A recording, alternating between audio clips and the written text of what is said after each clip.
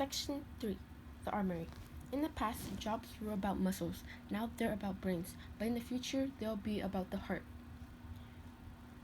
I have a 13-year-old son, which means I've seen every spy thriller and Marvel movie ever made, Black Panther and Guardian of the Galaxy at least 3 times. When I think about how and why we self-protect against vulnerability, I picture those movie scenes where, even after penetrating the heavily fortified perimeter, you find there are 10 more obstacles to navigate to get to the treasure. You've got the infrared security beams, floors that drop out beneath you, hidden traps, and of course, you have the fake contact lens to get past the retina scan.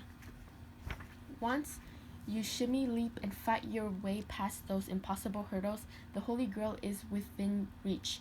After all of these Herculean power moves, the camera zooms in to show the small, unassuming stone that holds within it all the power in the world, or the magical exclair that grants its owner immortality. At the center of all our elaborate personal security measures and protection schemes lies the most precious treasure of the human experience, the heart. In addition to serving as the life-giving muscles that keep blood pumping through our body, it's a universal metaphor for our capacity to love and be loved, and it's the symbolic gateway to our emotional lives. I've always talked about living with an unarmored heart as wholeheartedness. In the gifts of imperfection, I define wholeheartedness as engaging in our lives from a place of worthiness. It means cultivating the courage, compassion, and connection to wake up in the morning and think, no matter what gets done and how much is left undone, I am enough. It's going to bed at night thinking, yes, I am imperfect and vulnerable and sometimes afraid, but that doesn't change the truth that I am brave and worthy of love and belonging. Wholeheartedness captures the essence of a fully examined emotional life and a liberated heart, one that is free and vulnerable enough to love and be loved, and a heart that is equally free and vulnerable to be broken and hurt. Rather than protecting and hiding our heart behind bulletproof glass, wholeheartedness is about integration. Integrating our thinking, feeling, and behavior. It's putting down the armor and bringing forth all of the scraggly, misshapen pieces of our history and 40 in it, all of the different roles that, when falsely separated, keeps us feeling exhausted and torn, to make a complex, messy, awesome whole person. I love that the Latin root of the word integrate is integrar, to make whole. Today, we pay a lot of lip service to the idea of bringing your whole self to work, yet the organizations that actually allow employees to do that are few and far between. I don't see a tremendous amount of meaningful, actionable support for integration and wholeheartedness in most companies. The slogan is easy. The behaviors to support the slogan are not. There are definitely some companies that embrace wholeheartedness, but what I often observe is that many organizational cultures and leaders still subscribe to the myth that if we sever the heart, vulnerability, and other emotions from our work, we'll be more productive, efficient, and don't forget, easier to manage. Or, at the very least, we'll be less messy and less, well, human. These beliefs lead us to consciously or unconsciously build cultures that require and reward armor. In teams and organizations where heart and emotion, especially vulnerability, are seen as liabilities, the culture, or in some cases individual leaders, strike a bargain with our grifter egos to lock up the heart and seal off feelings. They reward armor like perfectionism, emotional stoicism, the false compartmentalizing of our lives and our work, keeping things easy and comfortable instead of embracing the necessary tough and awkward conversations, and they value all knowing over always learning and staying curious. The problem is that when we imprison the heart, we kill courage, in the same way that we depend on our physical heart to pump life-giving blood to every part of our body. We depend on our emotional heart to keep vulnerability coursing through the veins of courage and to engage all of the behaviors we talked about in the prior section, including trust, innovation, creativity, and accountability. And when we become disembodied from our emotions to the point that we literally don't recognize which physical feeling are connected to which emotional feelings. We don't gain control. We lose it. Without our understanding or consent, emotions start driving our decision making and behavior while thinking is tied up in the trunk.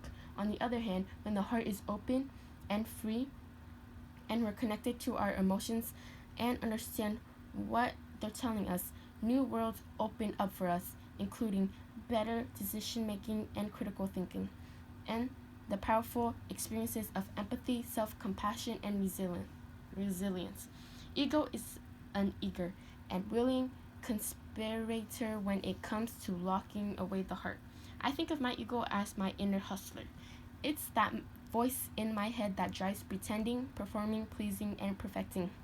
The ego loves gold stars and craves acceptance and approval.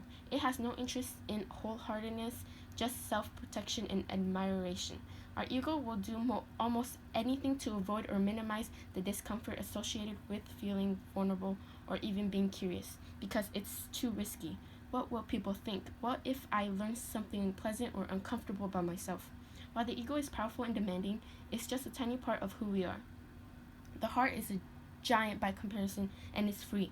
Wholehearted wisdom can drown out the smallness of needing to be liked. I love how the Jungian analyst Jim Hollis described the ego as that thin wafer of consciousness floating on an iridescent ocean called the soul. He writes, "We are not here to fit in, be well balanced, or provide exempla for the others. We are here to be eccentric, different, perhaps strange, perhaps merely to add our small piece, our little clunky, chunky selves to the great mosaic of being as the gods intended. We are here to become more and more ourselves.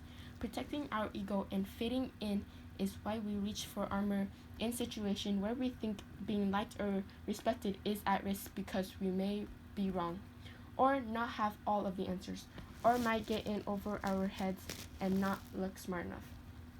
We also go on lockdown when our emotions may be perceived by others in a way that we can't manage or control. If I'm honest about how I'm feeling, will I be misunderstood, judged, seen as weak? Will my vulnerability change the way you think of me or my ability? All of these situations lead to the biggest threat to our ego and our sense of self-worth: shame. Shame is a feeling that washes over us and makes us feel so flawed that we question whether we're worthy of love, belonging, and connection. It's such a powerful experience and so potentially debilitating that I will spend the next section walking us through shame and its antidote, empathy. But back to the armory. The irony across all self-protection is that at the same time as we're worrying about machine learning and artificial intelligence taking jobs and dehumanizing work, we are intentionally or unintentionally creating cultures that, instead of leveraging the unique gifts of the human heart like vulnerability, empathy, and emotional literacy, are trying to lock those gifts away. There are some things that machines and algorithms do better than us for the simple reason of computing power. Quicker elimination of variables that humans either don't see or won't readily dismiss. And the fact that machines have no ego, they don't need to be right to protect their self-worth. So they don't defend or rationalize. They simply recalculate and recalibrate in an instant. The hopeful news is that there are some tasks that humans will always be able to do better than machines. If we are willing to take off our armor and leverage our greatest and most unique asset, the human heart, those of us who are willing to rumble with vulnerability, live into our values, build trust, and learn to reset, will not be threatened by the rise of the machines because we will be part of the rise of daring leaders. Armored leadership. 1. Driving perfectionism and fostering fear of failure. Daring leadership. Modeling and encouraging healthy, striving empathy and self-compassion. 2. Working from scarcity and squandering opportunities for joy and recognition. 2. Practicing gratitude and celebrating milestones and victories. 3. Numbing. 3. Setting boundaries and finding real comfort. 4. propagating the false dichotomy of victim or Viking, crush or be crushed. 4. Practicing integration, strong back, soft front, wild heart. 5. Being a knower and being right. 5. Being a learner and getting it right. 6. Hiding behind cynicism. 6. Modeling clarity, kindness, and hope. 7. Using criticism as self-protection. 7. Making contribution and taking risk. 8. Using power over. 8. Using power with, power to, and power within. 9. Hustling for our worth. 9. Knowing our value. 10. Leading for compliance and control. 10. Cultivating commitment and shared purpose. 11. Weaponizing fear and uncertainty. 11. Acknowledging, naming, and normalizing collective fear and uncertainty. 12. Be rewarding exhaustion as a status symbol and attaching productivity to self-worth. 12. Modeling and supporting rest, play, and recovery. 13. Tolerating discrimination, echo chambers, and a fitting in culture. 13. Cultivating a culture of belonging, inclusivity, and diverse perspective. 14. Collecting gold stars. 14. Giving gold stars. 15. Zigzagging and avoiding. 15. Straight talking and taking action. 16. Leading from hurt. 16. Leading from heart. The vulnerability armor. As children, we found ways to protect ourselves from vulnerability, from being hurt, diminished, and disappointed. We put on armor, we use our thoughts and emotions and behaviors as weapons, and we learn how to make ourselves scarce, even to disappear. Now, as adults, we realize that to live with courage, purpose, and connection, to be the person who we long to be, we must again be vulnerable. We must take off the armor, put down the weapons, show up, and let ourselves be seen during greatly. Below are 16 specific examples of armored leadership that emerged from our current research, along with the daring leadership response to each. The remainder of this section defines each type of armor and then digs into what it means to dare to lead. How do we put down the armor, and how do we inspire our teams to do the same? The first three, perfectionism, foreboding, joy, and numbing, were the top forms of armor in the original research we did on vulnerability, published in Daring Greatly, and they made it into this list as well. The remaining 13 emerge as the most common forms of self-protection we see in organizations. However, I found that they have major application across my life and probably will in yours. Number 1, armored leadership, driving perfectionism and fostering fear of failure. For obvious reasons, I've been writing about perfectionism for as long as I've been writing.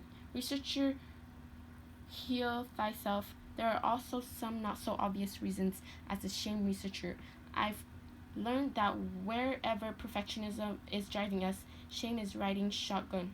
Like vulnerability, perfectionism is surrounded by mythology. Below is what I've learned over the years and shared in some of my other work. Let's start with what perfectionism is not. Perfectionism is not the same as striving for excellence. Perfectionism is not about healthy achievement and growth. Perfectionism is a defense move. Perfectionism is not the self-protection we think it is.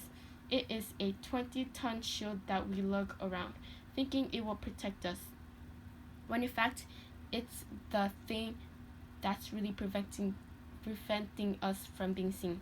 Perfectionism is not self-improvement. Perfectionism is, at its core, about trying to earn approval.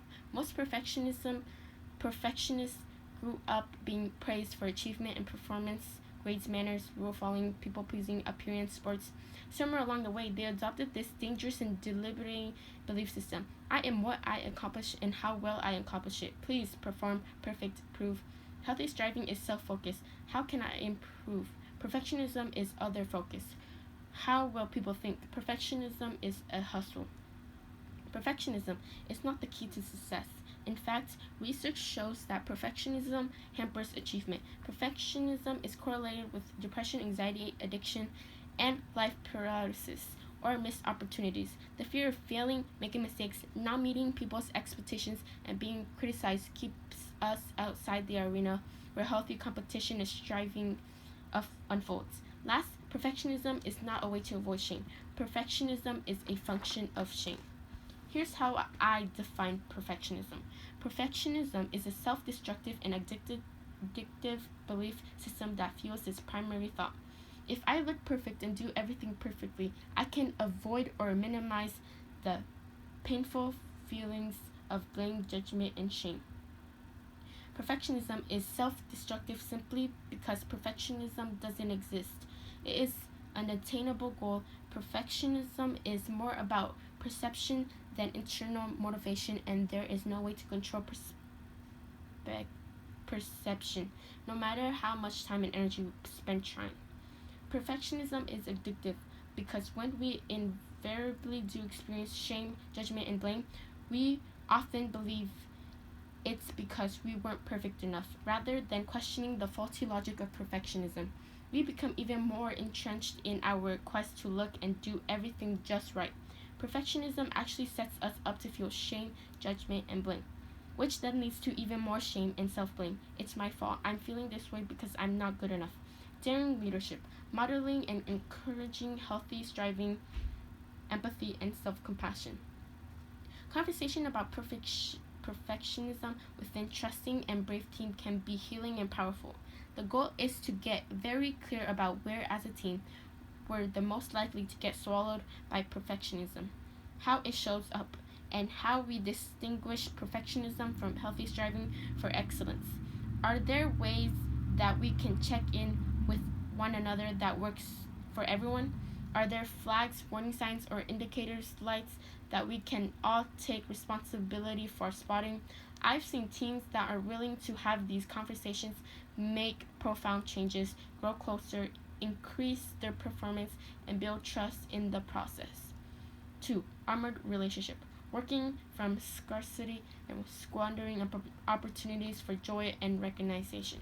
While I'm speaking to big groups, I always ask, when something great happens in your life, how many of you start to celebrate only to find yourself thinking, don't get too happy. That's just inviting disaster. Arms fly up. You got promoted. You're really excited. You got engaged. You found out you're pregnant. You found out you're going to be a grandparent. Something wonderful happens, and for a brief second, you let the joy wash over you. And then 5 seconds later, the excitement is gone, and you're panicked about a bad thing that's going to happen to counter the positive. When's the other shoe going to drop? For the parents reading this, how many of you have stood over your child while they were sleeping and thought, oh God, I love this kid more than I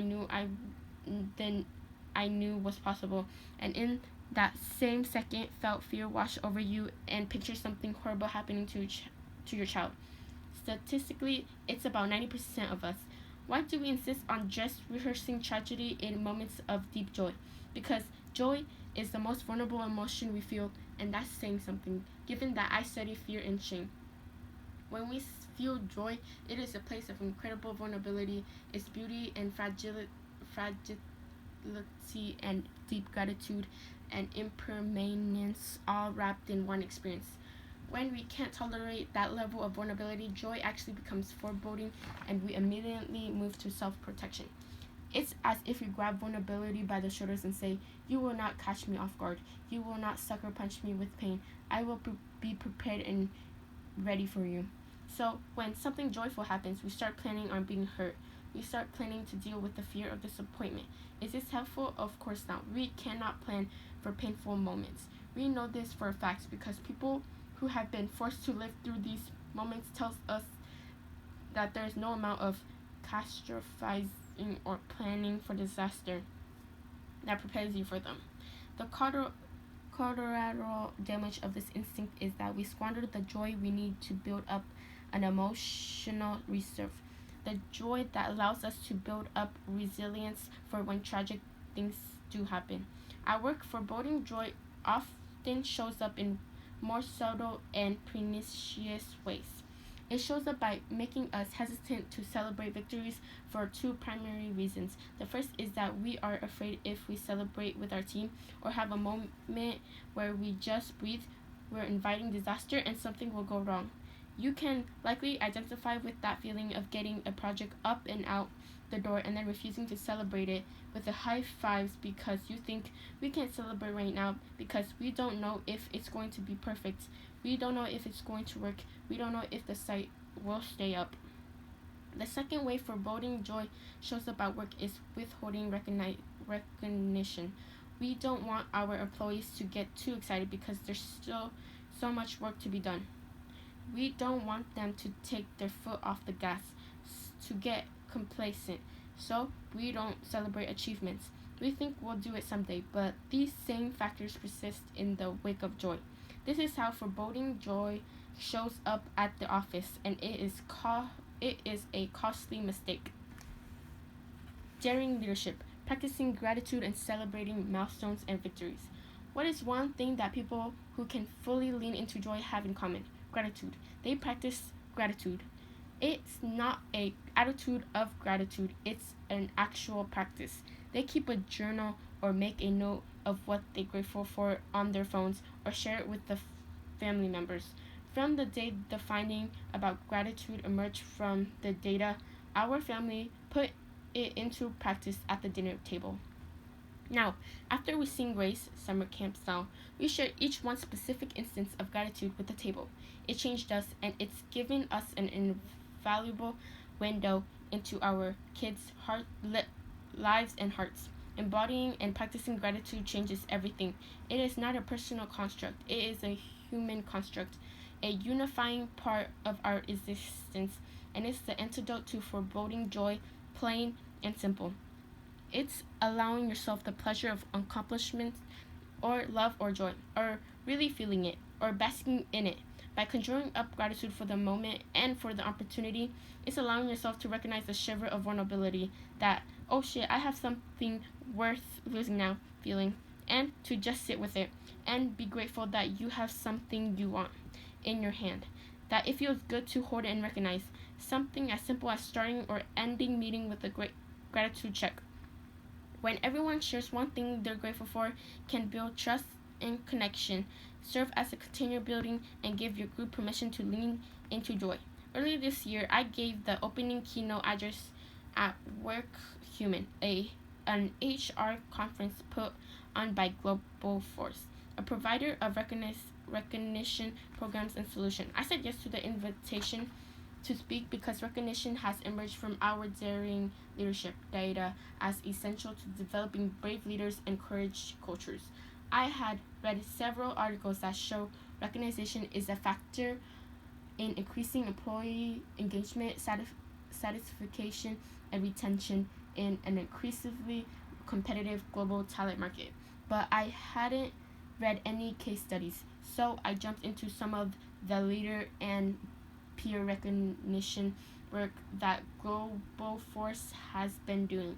Global Force worked with Cisco to use recognition to boost employee engagement by 5%. And with this into it to achieve and sustain a double-digit increase in employee engagement over a large employee base that spans 6 countries, Hershey recognition approach helped increase employee satisfaction by 11%, and for LinkedIn, retention rates are nearly 10 percentage points higher for new hires who are recognized 4 or more times.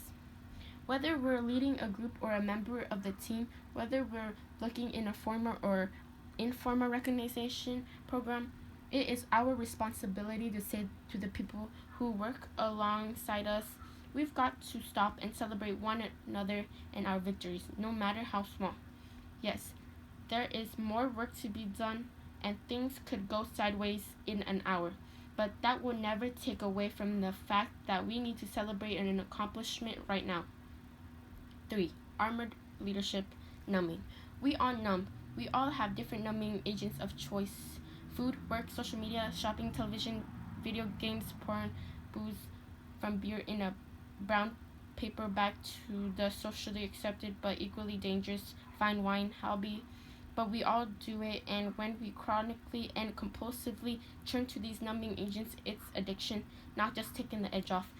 statistically, every person holding this book is affected by addiction. If it's not you, then it could be a friend, colleague, or family member. No matter who or how, if you're paying attention, you've had a front row seat to the pain, the suffering, and the costs. According to the National Council on Alcoholism and Drug Dependence, Inc., 70% of the estimated 14.8 million Americans who use illegal drugs are employed, and drug abuse costs employers $81 billion annually. There is no us and them when it comes to numbing. We all do it. The question is to what degree. And when we're talking about the pain surrounding addiction, it's never a self-contained storm. It's a tornado.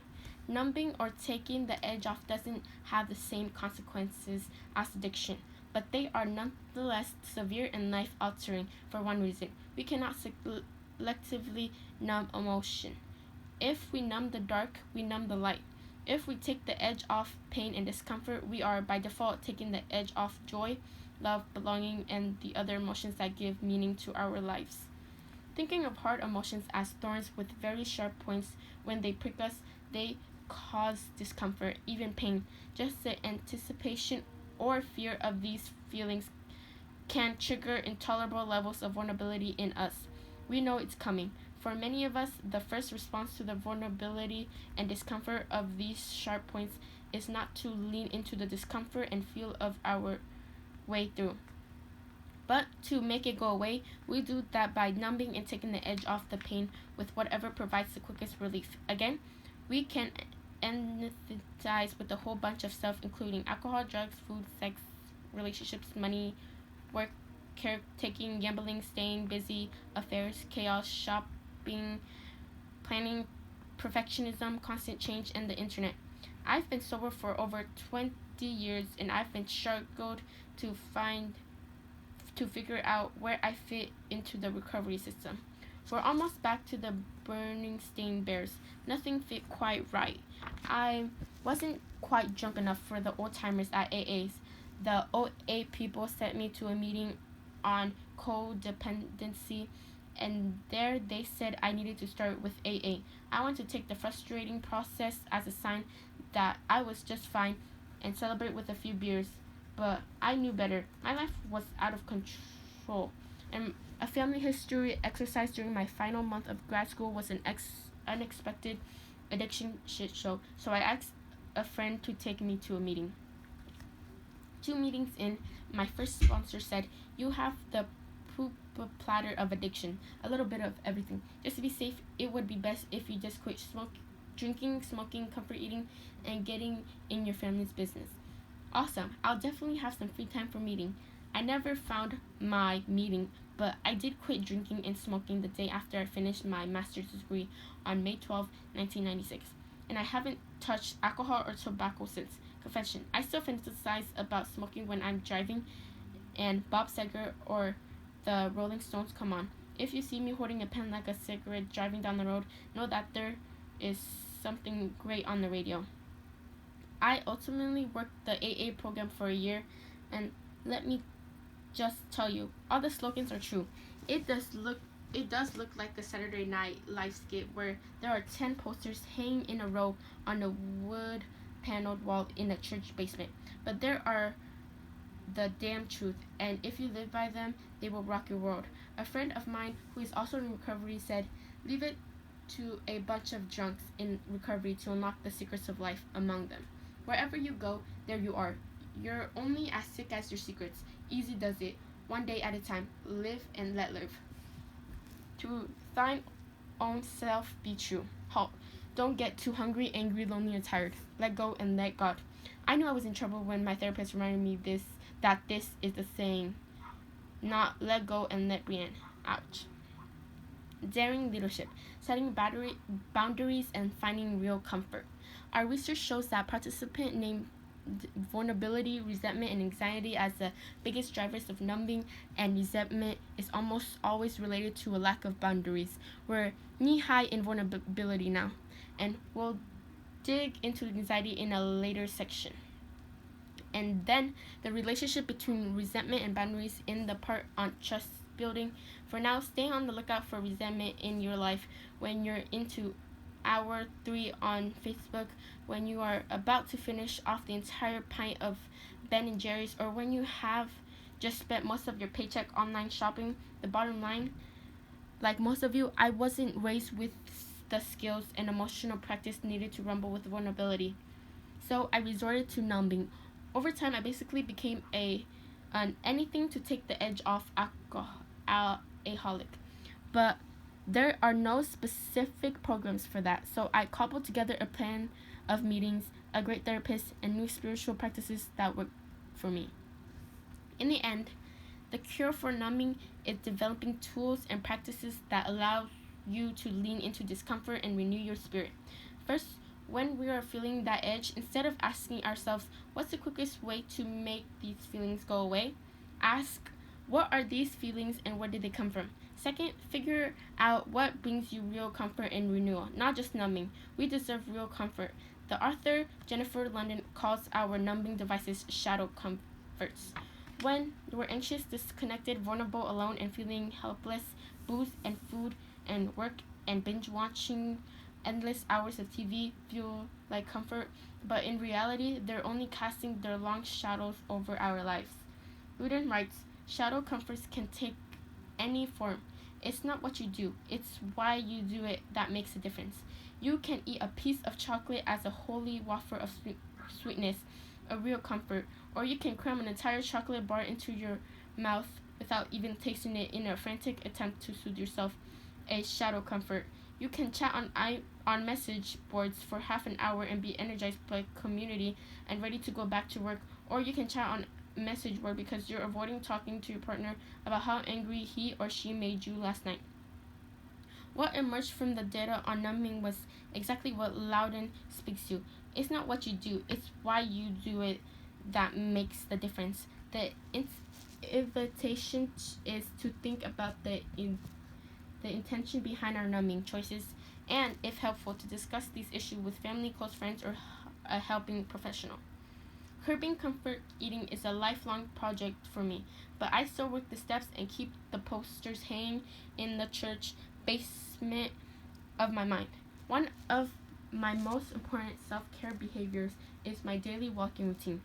So, one tangible thing I do to avoid numbing with food is to keep a Polaroid picture of my walking shoes in the pantry. Am I actually hungry, or would a walk bring me more real comfort? I've also spent over a decade working on setting and maintaining an appropriate boundaries, especially with regard to my overachiever role as family caretaker.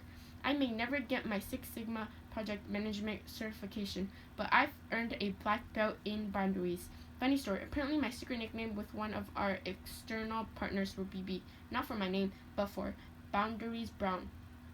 When they learned that the secret was out and I knew about the nickname, they were embarrassed and apologetic. My reply, no apologies necessary, best compliment of my life. At work, we need to support healthy rumbles with vulnerability, to respect boundaries, and to practice calm in the sea of anxiety.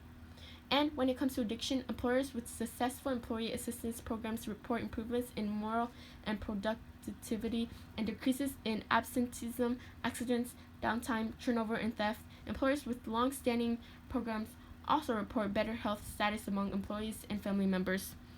Armored 4. Armored leadership.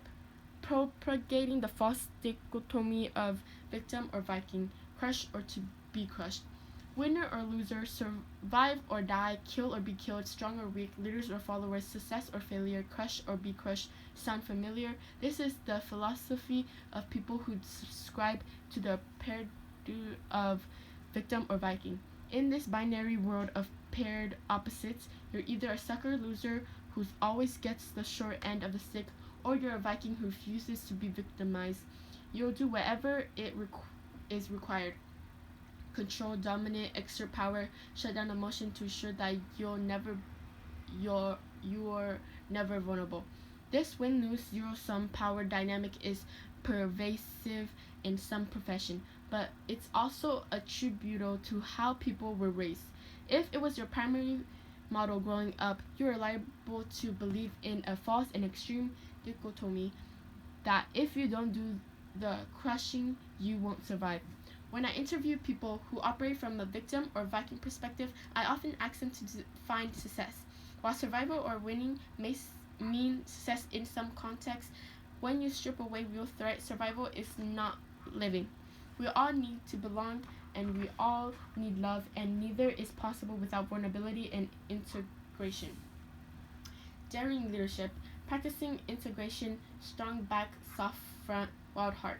The opposite of living in a world of false binaries is practicing integration, the act of bringing together all the parts of ourselves as we talked about earlier. We are all tough and tender, scared and brave, grace and grit. The most powerful example of integration, a practice that I wrote about in Braving the Wilderness and that I try to live by is strong back, soft front, wild heart. Here's what my teacher Roshi Juan Halifax says about the integration of strong back and soft front. All too often, our so-called strength comes from fear, not love. Instead of having a strong back, many of us have a defended front shielding a weak spine. In other words, we walk around brittle and defensive, trying to conceal our lack of confidence. If we strengthen our backs, metaphorically speaking, and develop a spine that's flexible but sturdy, then we can risk having a front that's soft and open.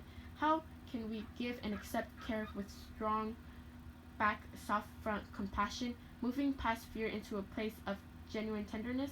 I believe it comes about when we can be truly transparent, seeing the world clearly and letting the world see into us.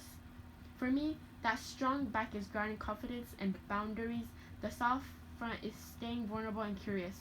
The mark of a wild heart is living out these paradoxes in our lives and not giving into the either or BS that reduces us. It's showing up in our vulnerability and our courage, and above all else, being both fierce and kind. 5. Armored leadership. Being a knower and being right. Having to be the knower or always being right is heavy armor. It's defensiveness, it's posturing, and worst of all, it's a huge driver of bullshit. It's also very common. Most of us have some degree of knower in us. Too often, we stereotype the knower as the irritating but lovable Cliff Clavin from the TV show Cheers. Unfortunately, needing to know everything is pretty miserable for the knowers and everyone around them. It leads to distrust, bad decisions, unnecessary rumbles, and unproductive conflict. It sounds pretty easy to replace the armor of knowing with becoming a curious learner, but for many people, the need to be a knower is driven by shame and for some reason even trauma. Being the knower can save people in hard relationships, and it's easy to buy into the belief that being a knower is the only value we bring to relationship and work. Knowing can also become a culture problem when only some people are valued as knowers. Others don't speak up because they're not senior enough or it's not their place. One leader shared that he had been with his new company for 6 months and had never contributed in a meeting.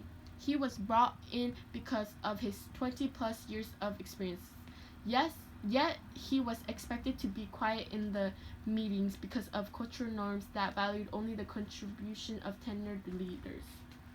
Daring leadership, being a learner and getting it right. There are 3 strategies that I've seen work to transform always knowing into always learning. First, name the issue. It's a tough conversation, but clear is kind. I'd like for you to work on your curiosity and critical thinking skills. You're often quick with answers, which can be helpful, but not as helpful as having the right questions, which is how you'll grow as a leader. We can work together on this.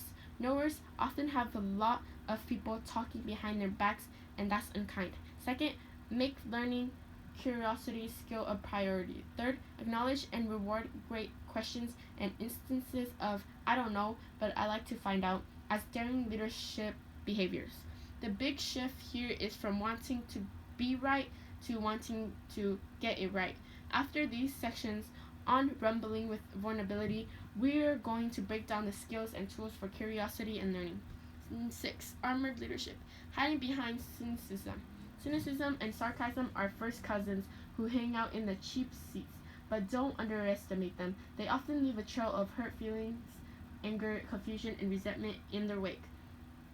I've seen them bring down relationships, teams, and cultures when modeled by people at the highest levels and or left unchecked. Like most hurtful comments and passive aggressiveness, cynicism and sarcasm are bad in person and even worse when they travel through email or text.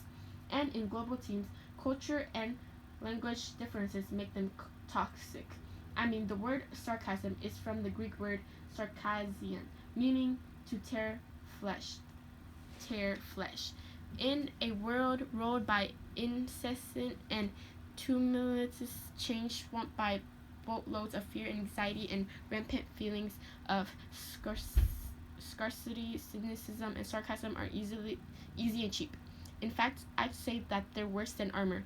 We use cynicism and sarcasm as getting out of contributing free cards. Daring leadership, modeling clarity, kindness, and hope. The antidote to sarcasm and cynicism is threefold: staying clear and kind.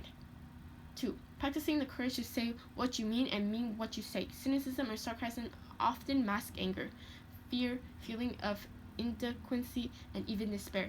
They're a safe way for us to send out an emotional trial balloon, and if it doesn't go over well, we make it a joke and make you feel stupid for thinking it was ever something different. 3. If what under cynicism and sarcasm is despair, the antidote is cultivating hope. According to the research of C.R. Cinder, hope isn't a warm and fuzzy feeling. He actually defines it as a cognitive emotional process that has 3 parts. This is a process that most of us, if we're lucky, are taught growing up. Though it can be learned at any time, the 3 parts are goal, pathway, and agency. We can identify a realistic goal, I know where I want to go, and then we can figure out the pathway to get there. Even if it's not a straight line and involves a plan B and scrappiness, I know I can get there because I'm persistent and I will keep trying in the face of setbacks and disappointment. Agency is belief in our ability to stay on that path until we've arrived. I know I can do this. Again, while a cynic might argue that someone who clings to hope is a sucker or ridiculously earnest, this type of armor typically comes from pain. Often, people's cynicism is related to despair. As the theologian Rob Bell explains, despair is the belief that tomorrow will be just like today. This is a devastating mind. The problem with cynicism and sarcasm is that they are typically system and culture-wide. It's just so easy to take shots at other people. As brave leaders, it is essential not to reward or allow it. Reward clarity and kindness and real conversation and teach hope instead. 7. Armored relationship. Using criticism as self-protection. As Roosevelt said, it is not the critic who counts, not the man who points out how the strong man stumbles, or where the doer of deeds could have done them better. Open, honest discussion in which everyone feels free to offer suggestions and contribute stimulates creativity, but innovations is hindered by allowing criticism from the cheap seats, from those who aren't willing to get down into the arena. There are 2 forms of criticism that can be a little harder to recognize: nostalgia and the invisible army. Sometimes when a new idea hits the table, the knee-jerk reaction is, "That's not how we do it," or "We've never done it that way." People use history to criticize different thinking. We can also use the invisible army. "We don't want to change course," or "We don't like the direction you're taking the project." I hate the invisible army, and if you use it with me, I will drill you down on exactly who makes up your we. On more than one occasion, Chaz has had to stop me from saying, "What? You got a mouse in your pocket?" Voicing and owning our concern is brave. Pretending that we represent a lot of folks when we don't is cheap seat behavior. Criticism often arises from fear or feeling of unworthiness. Criticism shifts the spotlight off us and onto someone or something else. Suddenly, we feel safer and better then. Daring leadership, making contribution and taking risks. At the end of the day, at the end of the week, at the end of my life, I want to say I contributed more than I criticized. It's that simple. If you find yourself leading a team or culture in which criticism outweighs contribution, make a conscious and resolute decision to stop rewarding the former. In fact, turn contribution into a rumble skill. In our company, you aren't allowed to criticize without offering a point of view in return. If you're going to tear something down, you have to offer a specific plan for how you would rebuild it to make it stronger and more sustainable. In fact, even if there's nothing to criticize, we still require everyone who comes into any meeting to come with a prepared point of view and then share it. This supercharges contribution and puts everyone into the arena where the stakes are high. Your point of view can shift as new data emerge, but you still have to participate and risk a little dirt and blood on your face. The people who count are the people who are putting themselves out there and making contribution.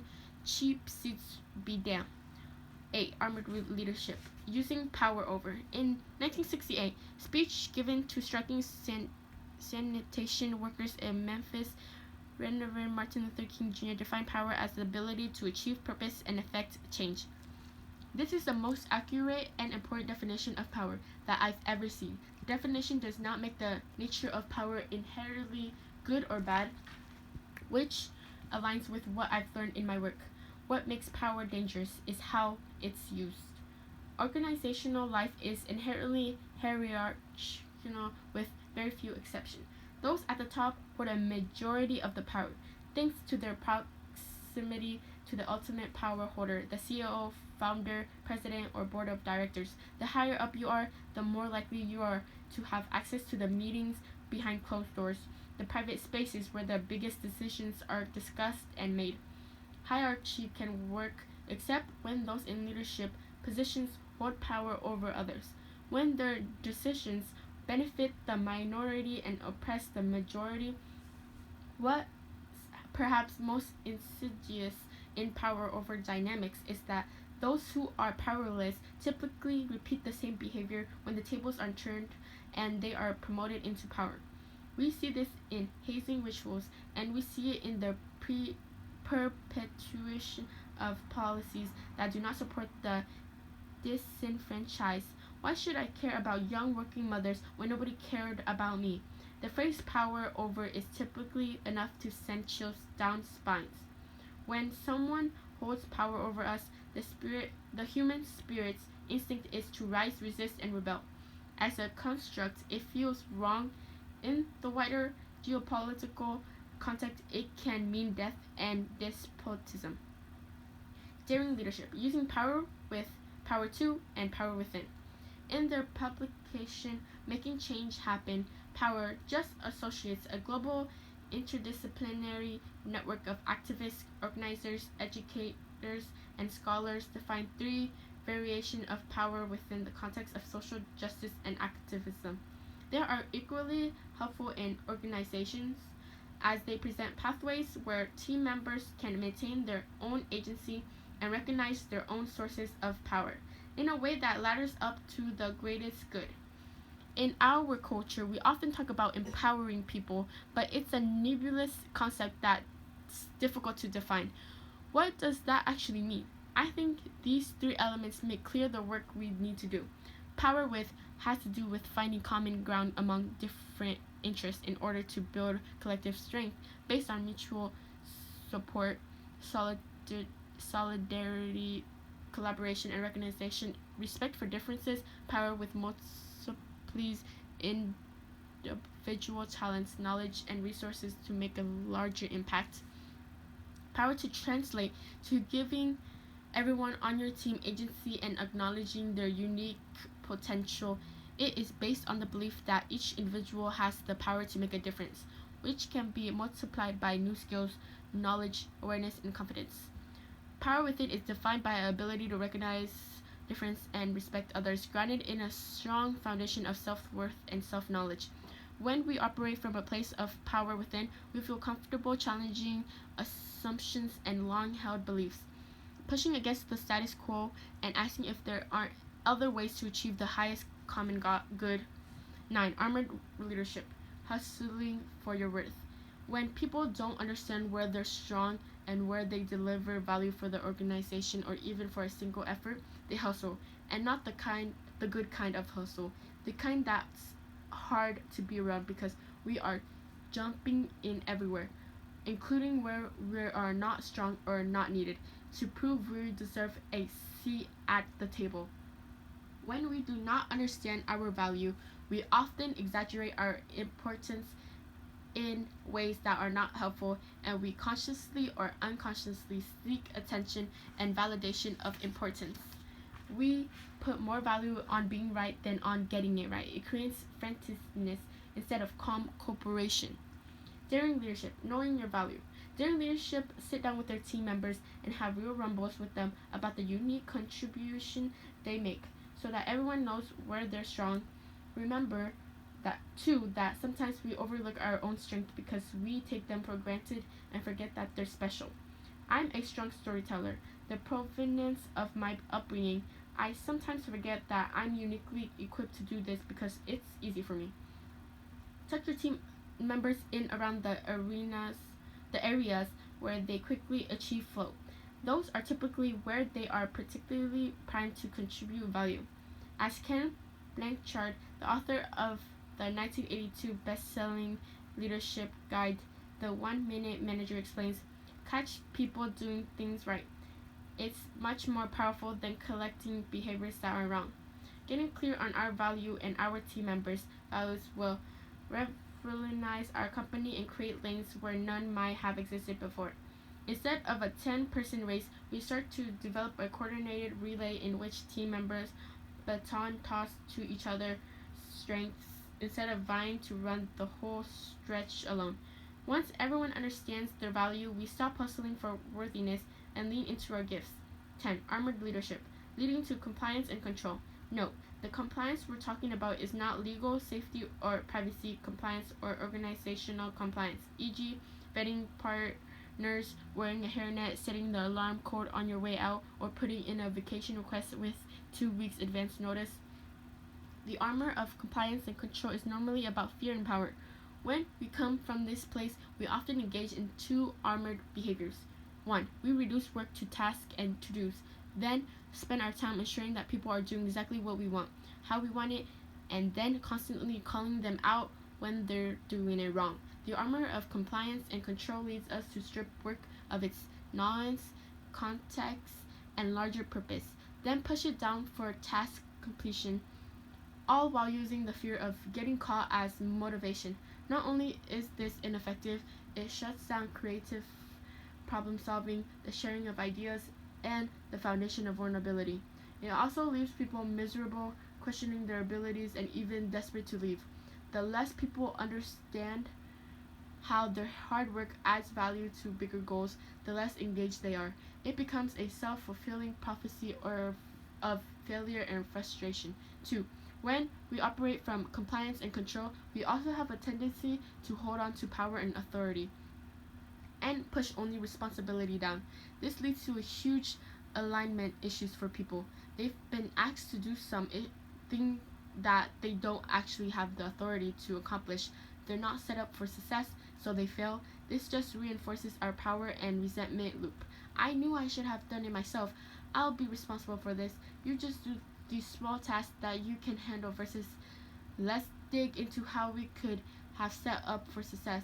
I know I have a part. Daring leadership, cultivating commitment and shared purpose. Daring leaders, even in compliance-driven and highly structured industry like banking, healthcare, and the food industry, create and share context and color. They take the time to explain the why behind strategies and how tasks link to ongoing priorities and mission work. Rather than handing down black and white mandates stripped of story, they hold themselves responsible for adding texture and meaning to work and tying smaller tasks to the larger purpose. We used to utilize the Apple DRI model, appointing someone as the directly responsible individual for a specific task and recording their duty in their meeting minutes. But what we learned is that despite the team members' willingness to own it and be held accountable for executing, they didn't always have the authority to be successful. We are currently switching to a TASC approach, the Accountability and Success Checklist. 1. T. Who owns the task? 2. A. Do they have the authority to be held accountable? 3. S. Do we agree that they are set up for success, time, resources, clarity? 4. C. Do we have a checklist of what needs to happen to accomplish the task? We also borrowed the Scrum technique of what does done look like. When we assigned tasks, responsibilities, and deliverables, it was a huge improvement for us, but we needed to tweak it because it didn't address the need for tying deliverables to our purpose.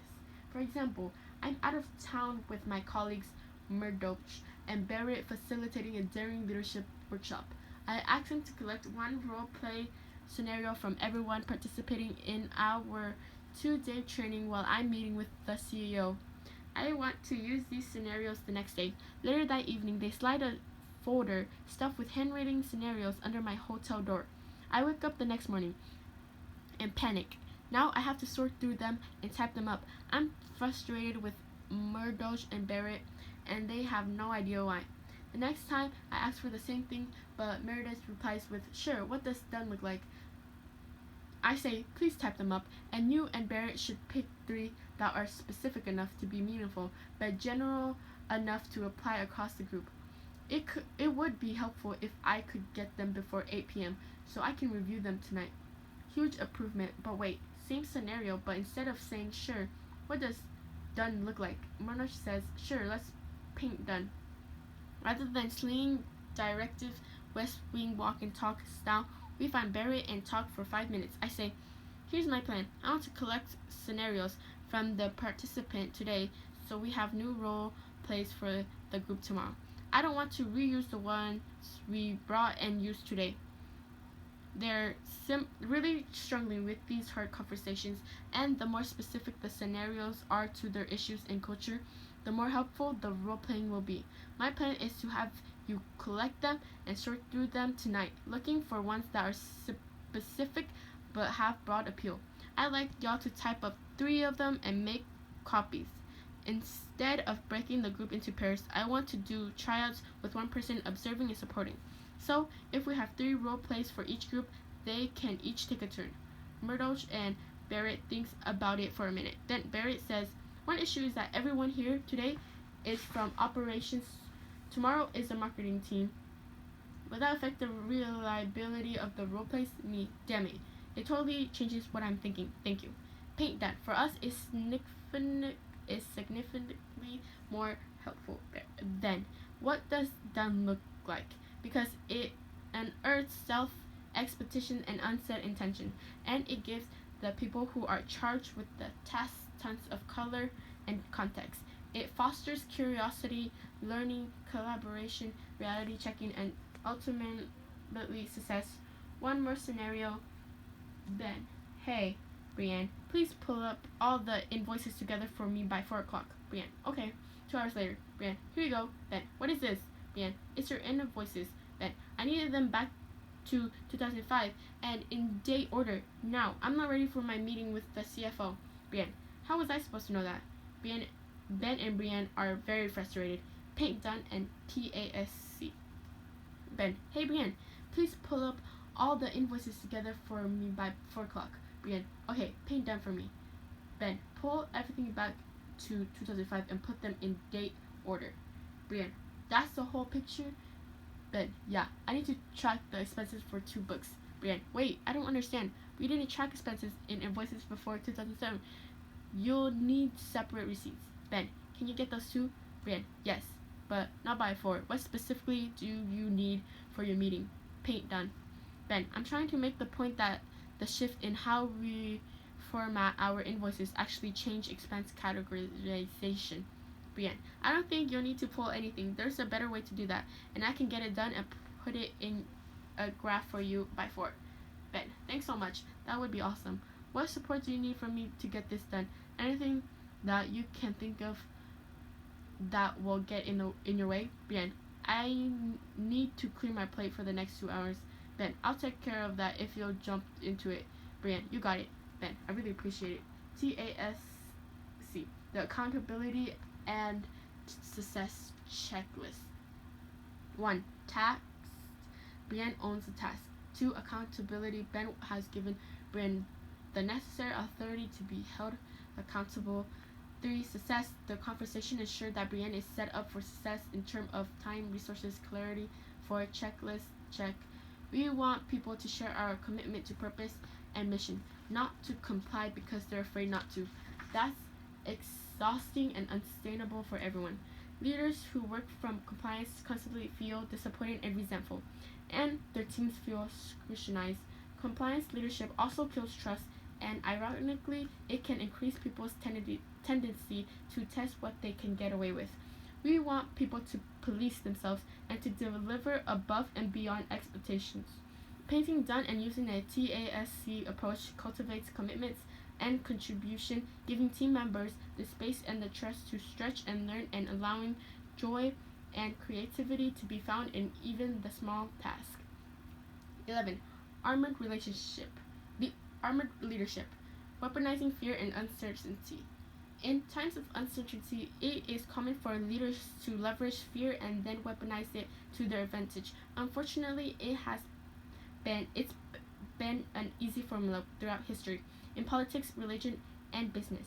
That if you can keep people afraid and give them an enemy who is responsible for their fear, you can get people to do just about anything. This is the playbook for authoritarian leaders here and around the globe. In the short term, it's relatively easy for leaders to stir up scarcity and promise to deliver more certainty with easy answers and a common enemy to blame. But in the face of complex problems, that certainty is quite literally impossible to fulfill.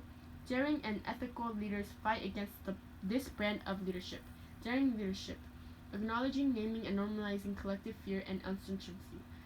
In the midst of uncertainty and fear, leaders have an ethical responsibility to hold their people in discomfort, to acknowledge the tumult but not fan it, to share information and not inflate or fake it. Daring leaders acknowledge, name, and normalize discord and difference without fueling divisiveness or benefiting from it. When we are managing during a time of scarcity or deep uncertainty, it is imperative that we embrace the uncertainty. We need to tell our teams that we will share as much as we're able when we're able. We need to be available to fact check the stories that our team members might be making up, because in scarcity we invent worst case scenarios. We need to open up the room for rumbling around vulnerability. There is incredible relief and power in naming and normalizing fear and uncertainty. We have to find the courage to look back at the people who are looking at us for leadership and say, this is difficult. There are no simple answers. There is pain and fear that would be easy to unload on others, but that would be unfair and out of our integrity. We will walk through this in a way that makes us feel proud. It will be hard, but we will do it together. 12. Armored leadership. Rewarding exhaustion as a status symbol and attaching productivity to self-worth.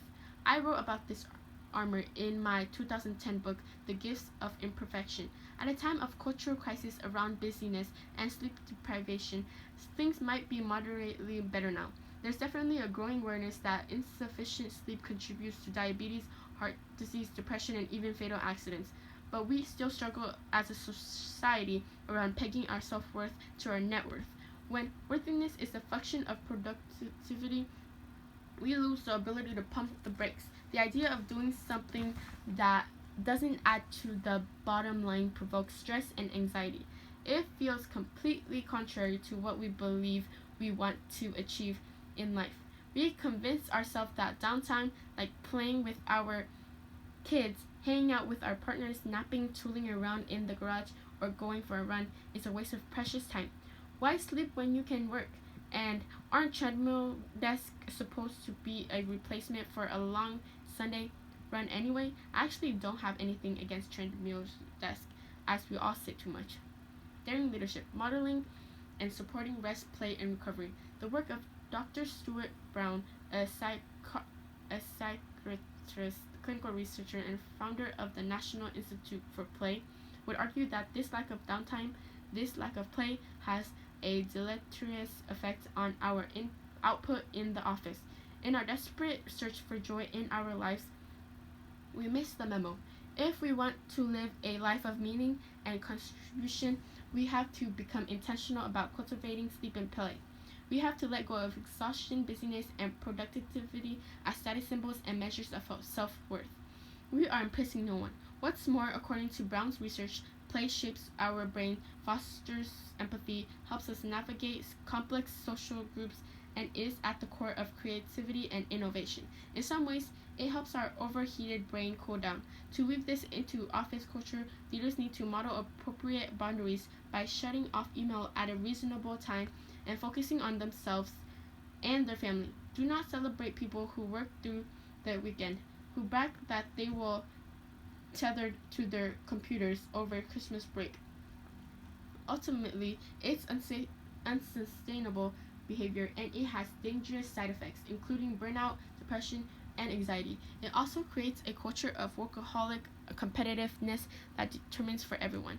As Stuart Brown says, the opposite of play is not work. The opposite of play is depression. 13. Armored leadership. Tolerating discrimination, echo chambers, and fitting in culture. In my 2017 book, Braving the Wilderness, I share this definition of true belonging. True belonging is a spiritual practice of believing in and belonging to yourself so deeply that you can share your most authentic self with the world and find sacredness in both being a part of something and standing alone in the wilderness. True belonging doesn't require you to change who you are. It requires you to be who you are. The greatest barrier to true belonging is fitting in or changing who we are so we can be accepted. When we create a culture of fitting in and seeking approval at work, we are not only stifling individuality, we are inhibiting people's sense of true belonging. People desperately want to be part of something, and they want to experience a profound connection with others, but they don't want to sacrifice their authenticity, freedom, or power to do it.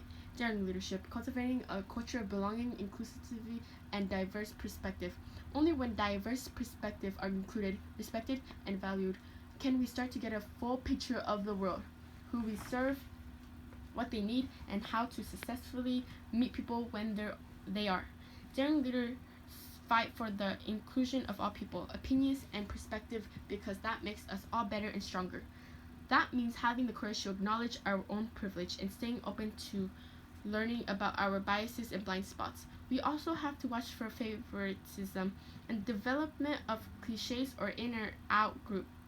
I often do focus groups with employees, and about half the time I still hear people in their 30s, 40s, 50s, and even 60s still talk about the cool kids at work and the popular tables in the cafeteria. Sometimes the quality that defines the in-group is achievement or seniority, and sometimes it's identity. Daring leaders work to make sure people can be themselves and feel a sense of belonging. Previously mentioned daring leadership strategies that promote this sense of belonging includes recognizing achievement, validating contribution, developing a system that includes power with, power to, and power within, and knowing your value. 14. Armored leadership, collecting gold stars. It is natural to want to be recognized for our achievement. Early in our careers, when we're individual contributors, collecting gold stars is fine, particularly if it's driven by healthy striving rather than perfectionism. It can, in fact, be essential for figuring out where we add the most value when we're still at a stage where we are figuring out where we're strong. See hustling above. But once we transition into management or leadership roles, winning medals and stockpiling ribbons is no longer the goal, and it can be counterproductive to effective leadership. Daring leadership, giving gold stars. It sounds counterintuitive, but what got us promoted in the first place and what made us indispensable to the organization can get in the way of good leadership skills. Rewarding others rather than seeking to be rewarded is the only way to continue to grow within an organization and to fully embody the mantle of daring leadership. In a daring leadership role, it's time to lift up our team and help them shine. This is one of the most difficult hurdles of advancement, particularly for those of us who are used to hustling or don't know exactly where we contribute value once the areas where we contribute value before are delegated to those coming up behind us. For this reason, it is essential that leadership be one of the explicit priorities for anyone in a role with direct reports. It cannot be a tacked on assumption or done in our spare time. Bill Gentry talks about the need to flip the script when we find ourselves in a new role as a leader. His book, Be the Boss Everyone Wants to Work For, a guide for new leaders, is smart, practical skill building for those of us who are reluctant to give up our star collecting. 15. Armored leadership, zigzagging and avoiding. When I was in third grade, we lived in New Orleans, and my parents took me and my brother fishing in a swamp. When we got there, the caretaker of the land said, "If a gator comes at ya, run a zigzag pattern. They're quick, but they ain't good at making turns." Well, we were only there 5 minutes before a gator snapped off the end of my mom's fishing pole. Mr. Foley, it never tried to chase us. Had it, I assure you that we would have all zigzagged back to the car like crazy. Zigzagging is a metaphor for the energy we spend trying to dodge the bullets of vulnerability. Whether it's conflict, discomfort, confrontation, or the potential for shame, hurt, or criticism, I tend to zigzag in times of vulnerability, like when I need to make a difficult call. I'll write a script, then I'll convince myself that the following morning is definitely better. Then I'll draft an email because that would clearly be superior to a call. I run back and forth until I'm wiped out, and I still need to make the call. Daring leadership, talking straight and taking action. We all know that it saves a tremendous amount of time and mental capacity to just turn around and face whatever is at our heels head on. The other advantage of stepping into the discomfort is actually much less scary and intimidating to appraise the situation from a face first position rather than looking back over our shoulder while running. In those moments, we need to stop and breathe, bring clarity and awareness to what we're trying to avoid, then get clear about what needs to be done to step into vulnerability. When we find ourselves zigzagging, hiding out, pretending, avoiding, procrastinating, rationalizing, blaming, lying, we need to remind ourselves that running is a huge energy suck and probably way outside our values. At some point, we have to turn towards vulnerability and make that call. A couple of years ago, I spoke at a global leadership event for Costco. I was sitting at a table in the front row watching their CEO, Craig Jelinek, take questions from Costco leaders. The questions were tough, and 90% of the time, Craig's answer was as tough or tougher. I've seen a lot of CEOs take vetted questions, and more often than not, when the questions have hard answers, the leader zigzags like there's a gator in hot pursuit. You hear a lot of non-answers. Great question. Let me give that some thought. Wow, good idea. Someone write that down so we can do some discovery. Well, that's one way to frame the question. But on this cold morning in Seattle, there was no zigzagging, just straight talk. Yes, we did make that decision, and here's why. No, we're not going this direction, and here's how we got to that decision. I started thinking, damn, I have to get on stage after this open question and answer session, and these people are going to be bristly. When Craig was done, the audience leapt to their feet, clapping and cheering. I was shocked. I turned to the woman sitting next to me and said, "That was really hard. He did not give them the answer they were looking for. Why is everyone cheering?" She smiled and said, "At Costco, we clap for the truth. We love the truth because it's increasingly rare. So let me give you a truth here. In case you find yourself in the swamp, you should know that humans can easily outrun alligators, which reach a max speed of 10 miles an hour and have no endurance. But they do have teeth, lots of teeth." 16. Armored leadership. Leading from hurt. I've learned to live by the saying, you can never get enough of what you don't need. It's not easy, especially when it comes to BBC crime procedurals, chips, queso, and approval. One of the patterns that I observe in working with leaders is that many people lead from a place of hurt and smallness, and they use the position of power to try to fill that self-worth gap. But we just can't fill a self-worth gap by leading and using power over people, because that's not exactly what we need. To put it in simple terms, we work our shit out on other people, and we can never get enough of what it is we're after because we're not addressing the real problem. In general, it's fair to say that we're all working our stuff out on people all day long. But when you add the leadership powerful differential, it gets dangerous. Leading from hurt behaviors include feeling no value from our partner or our children, so we double down on being seen as important at work by taking credit for ideas that aren't ours, staying in comparison mode, and always knowing instead of learning. The most common driver of the hurt that I've observed is from our first families. The first family stuff can look like seeking the approval and acceptance from colleagues that we never receive from our parents. Also, if our parents' professional failures and disappointments shaped our upbringing, we can spend our careers trying to undo that pain. That often takes the shape of insatiable appetite for recognition and success, of unproductive productive competition, and on occasion of having zero tolerance for risk.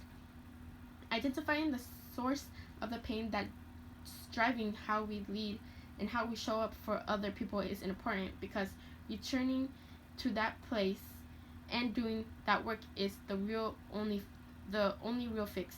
Projecting the pain onto other places it where it doesn't belong, and it leads to serious trust violations. Our long, hard search for whatever it is that we need never ends and leaves a wake of disconnection.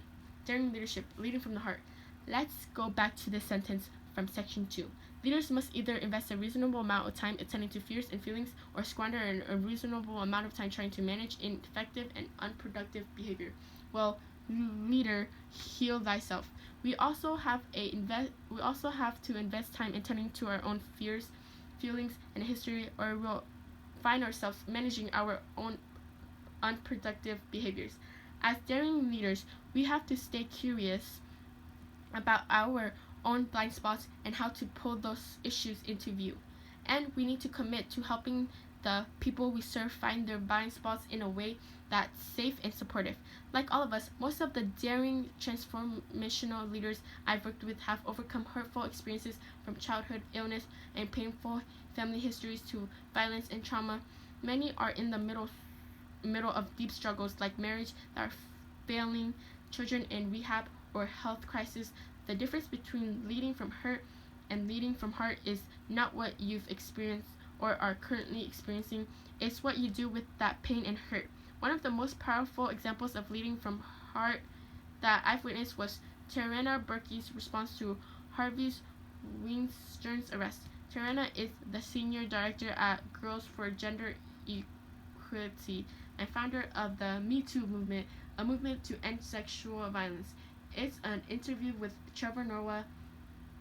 Tarana said, "This is not really a moment to celebrate how the mighty have fallen." She explained that the focus should be on healing the survivors and recognizing the courage.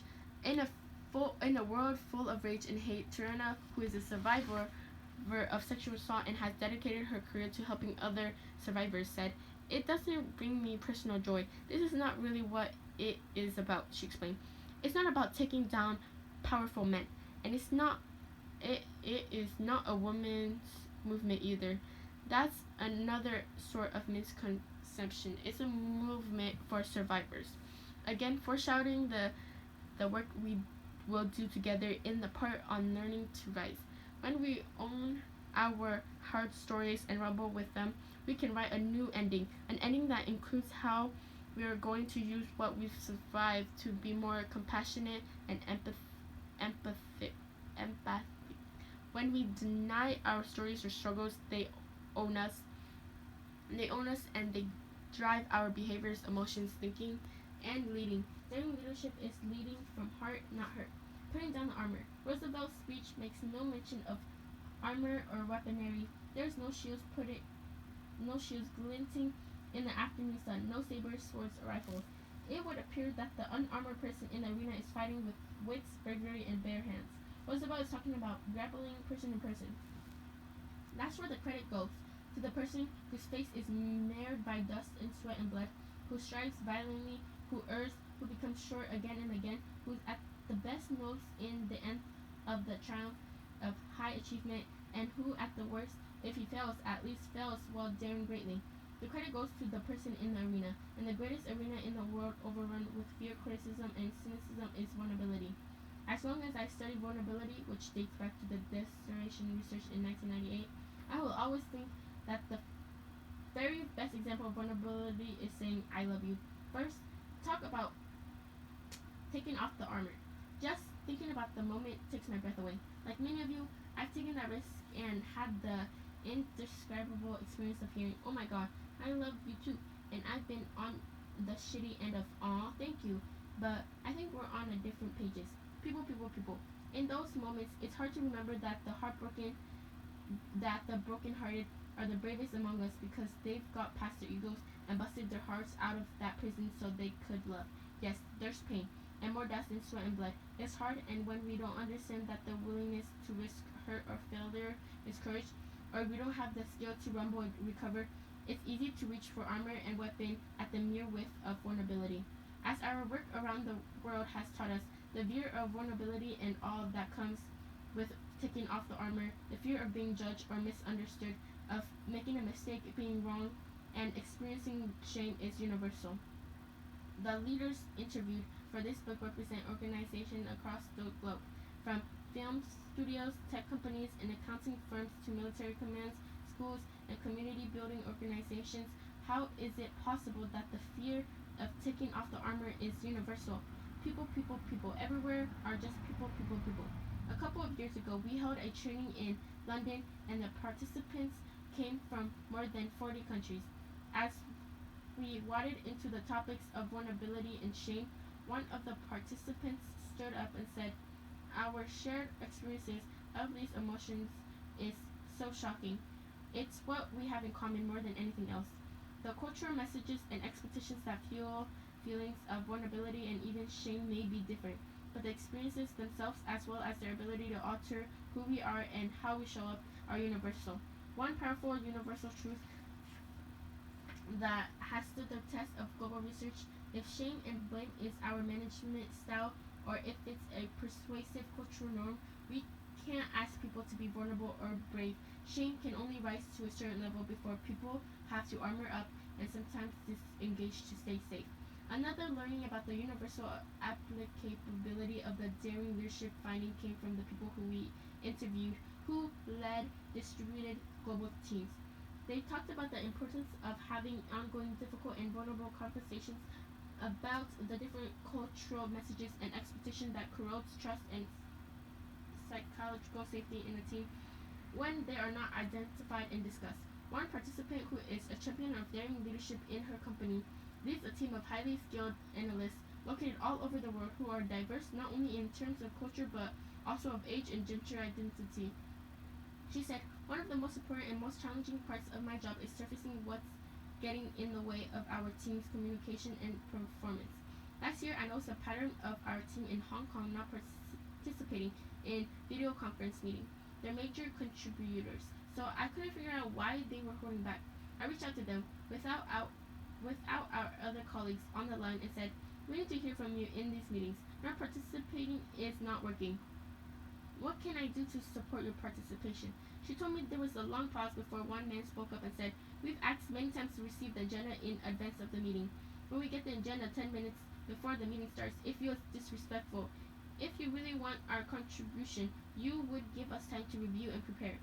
She explained that this type of frank conversation was a norm. There are almost always conversation about cultural norms and differences. No one wants to talk about these issues because they're awkward and uncomfortable, but I know it's critically important, and it's my job as a leader to push through the discomfort. It's never easy, but we're always grateful and stronger when we are done.